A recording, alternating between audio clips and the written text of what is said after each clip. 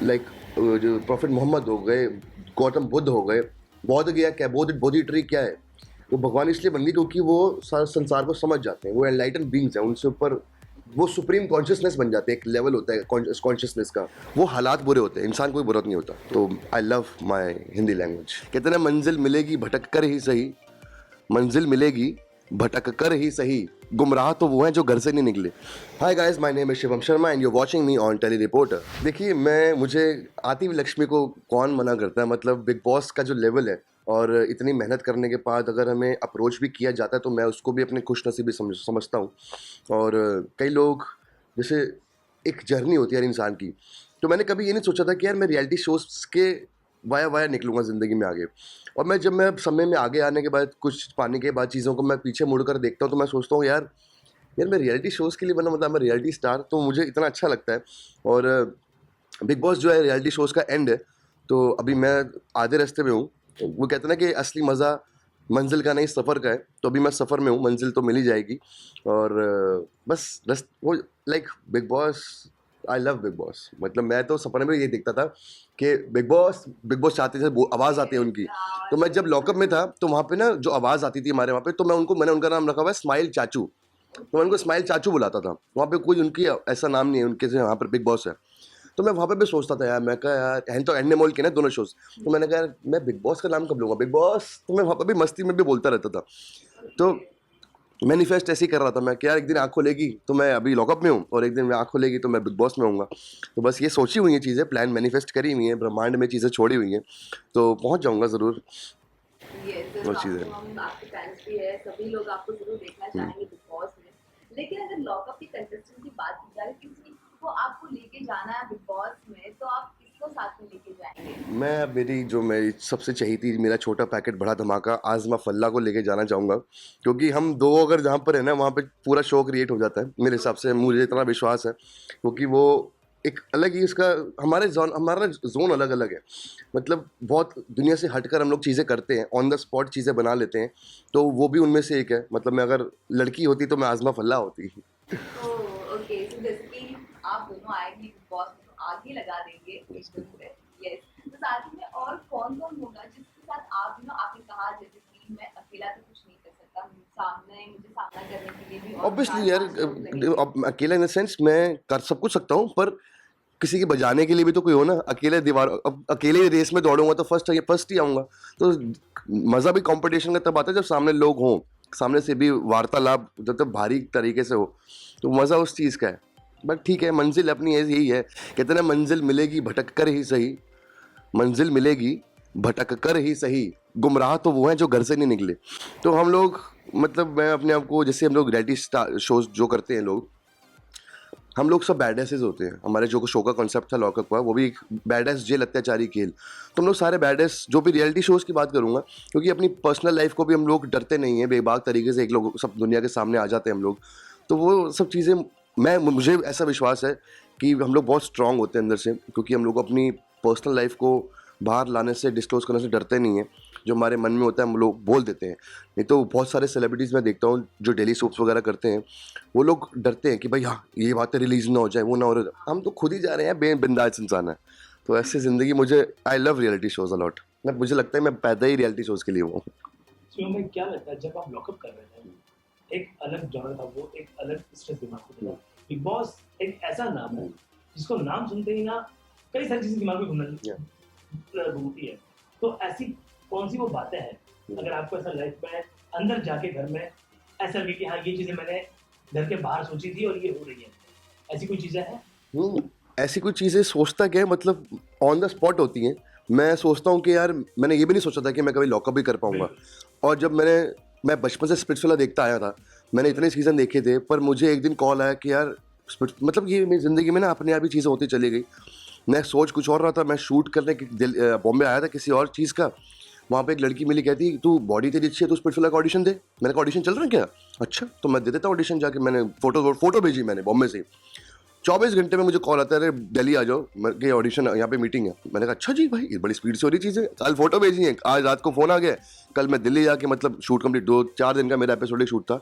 मैं एक just married करके कॉमेडी वेब सीरीज शूट कर रहा था यहाँ पे, बिग चैनल की, डीडी का एप्लीकेशन है वाओ करके।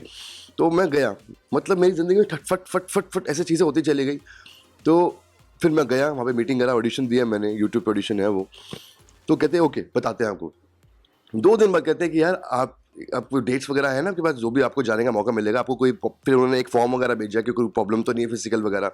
मैं सोच रहा, मैं कहा यार शायद मेरे को लग रहा है मेरा हो गया, बट वो होता ना कि नया नया बहुत समय से मैं स्ट्रगल कर रहा था, तो मैं हमेशा से वेट कर रहा था कि बस हो जाए हो जाए हो जाए। तो एक दिन झूला झूल रहा था, बाहर बैठा हुआ, कॉल आता है कि सर आपका लॉक हो गया और आप बॉम्बे आ रहे हो। मैं ओ भाई, मैं झूले से उतर के झूला और तेज झुलाने लग गया मैं। फिर वो अब क्या है, अब धीरे धीरे चल रहा हूँ। फिर लॉकअप आया, तो मैंने नया साल शुरू हुआ था, तो जनवरी फर्स्ट वीक में, सेकंड वीक में मुझे पता चल गया था कि लॉकअप में मुझे लेंगे, क्योंकि जो मेकर सेम थे। तो मैं इतना खुश हुआ, फिर मैं सोच रहा था कि भाई नया रियलिटी शो आ रहा है, नाम भी नहीं पता था तब तो हमें इतना ज़्यादा उसका, कि भाई कॉन्सेप्ट पता था, नाम ही होस्ट भी नहीं पता था कि कौन करेंगे। मैं कहा यार ये मतलब एक नेशनल टेलीविजन का शो करने के बाद स्पिरिचुअला इंसान ऑब्वियसली सोचेगा कि कोई बड़ा ही करे। तब तक हमारे शो के बारे में कुछ पता ही नहीं था मार्केट में। फिर मैंने कहा यार साल में पहला काम आ रहा है, पर मैं इसको ना नहीं कह सकता, जैसे कि मैंने बताया आप लोगों को कि मैं कभी काम को ना नहीं करता।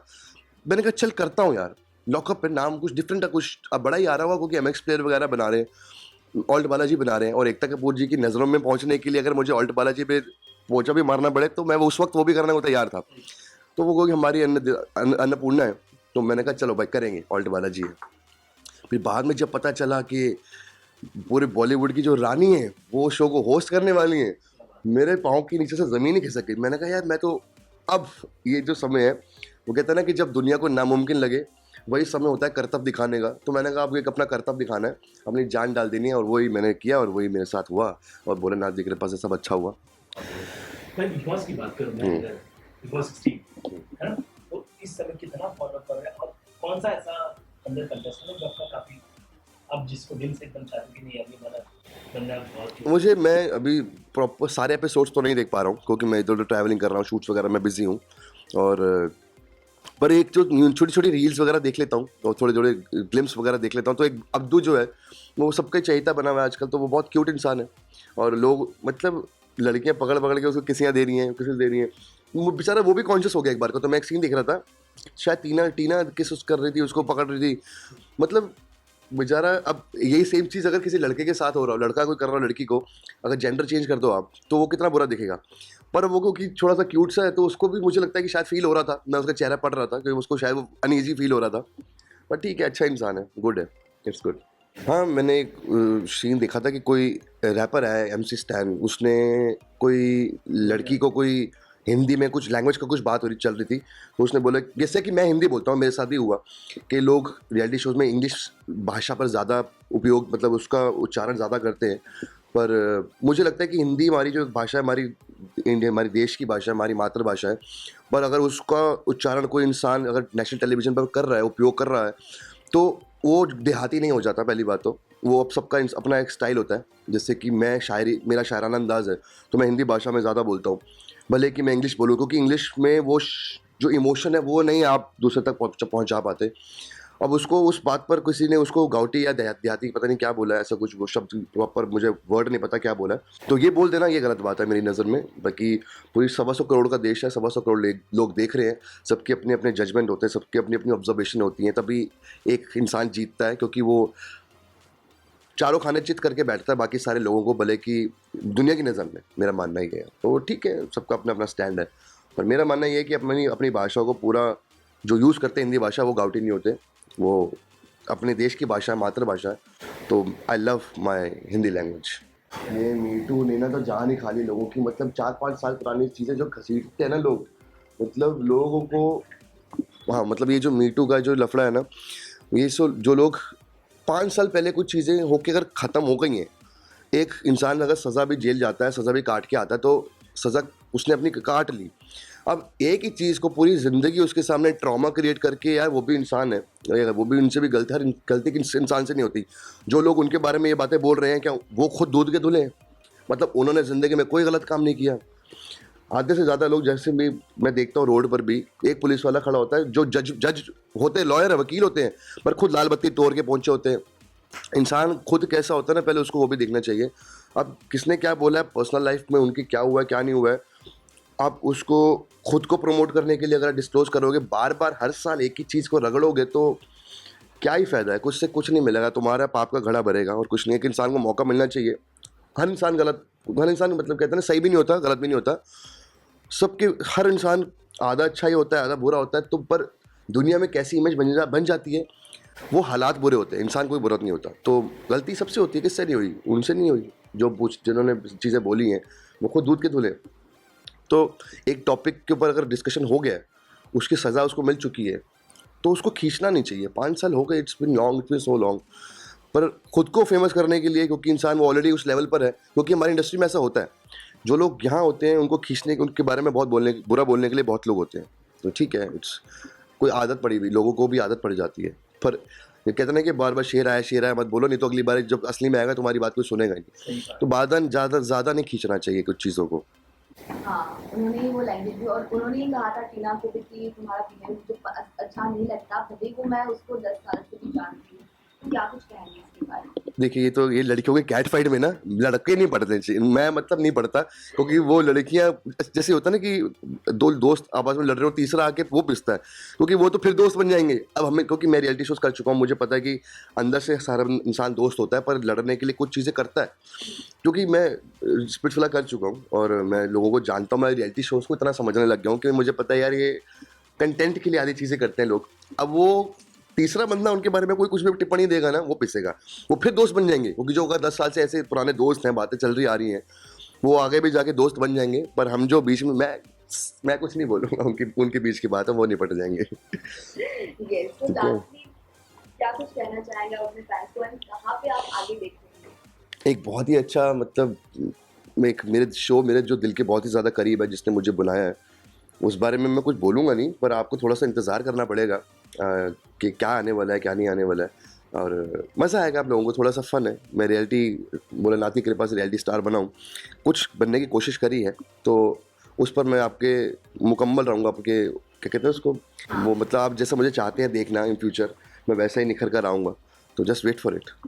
भाई जैसे कि हम आपको देखते हैं, आप काफी लाइक स्टाइलिश, मैं आपको कह देता हूँ कि एकदम ब्रांड मुंडा है ना, चश्मे से लेके टोपी, मुंडा कुक्कड़ कमालदा, भले की भले की वो चेन ही क्यों ना, इसमें जीसस जी भी दिखते हैं हमारे। Jesus, I love Jesus.